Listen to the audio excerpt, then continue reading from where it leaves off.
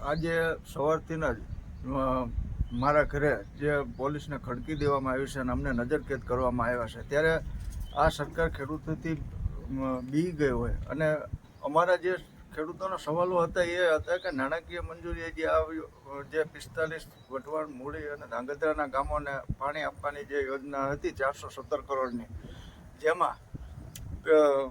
45 ગામોનો સમાવેશ કરવામાં આવેલ છે.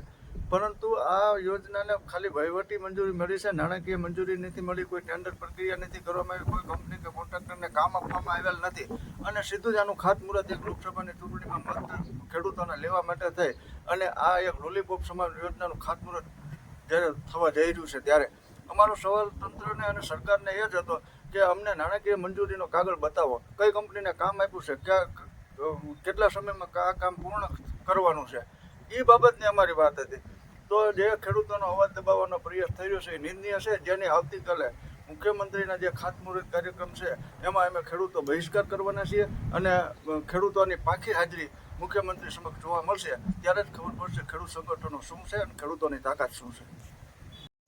અમારે અત્યારે પાણીની લેનું જે ઉદ્ઘાટન કરવાના છે, ઉદ્ઘાટન કરવા અમે એમાં માગ્યું છે સરકાર પાસે શું કે ભાઈ તમારી નાણાકીય મંજૂરીની વહીવટનું અમને તમે દેખાડો કે ભાઈ અમને નાણાકીય મંજૂરી મળી ગયેલી છે, એ માગ્યું છે, એ સિવાય બીજું કંઈ માગ્યું નથી. અને તમે અત્યારે પોલીસવાળાને આગળ કરી અને ખેડૂતનો અવાજ દબાવવા કાઢ્યું તમે માગો છો અને નહીં ઓલે પોલીસવાળાને શું કામ તમે ખોટા હેરાન કરો છો? કારણ કે આ સવારે 7 વાગ્યાથી પોલીસવાળાને તમે ફિલ્ડિંગ ભરવા મોકલી દીધા છે અમારી, કે અમે તમને કંઈક બીજું વસ્તુ કંઈ માગી નથી કે અમે કંઈ કર્યું નથી તોફાન એવું, તો છતાં તમે પોલીસવાળાને આગળ કરી અને ખેડૂતનો અવાજ દબાવવા માંગો છો અને તમારી પાસે નાણાકીય મંજૂરી આપી હોય તમે તો તમે અમને દેખાડો. બીજું અમે કંઈ માગ્યું જ નથી તમારી પાસે કે બીજો કંઈ વિરોધ નથી કરેલો આમાં ખેડૂએ,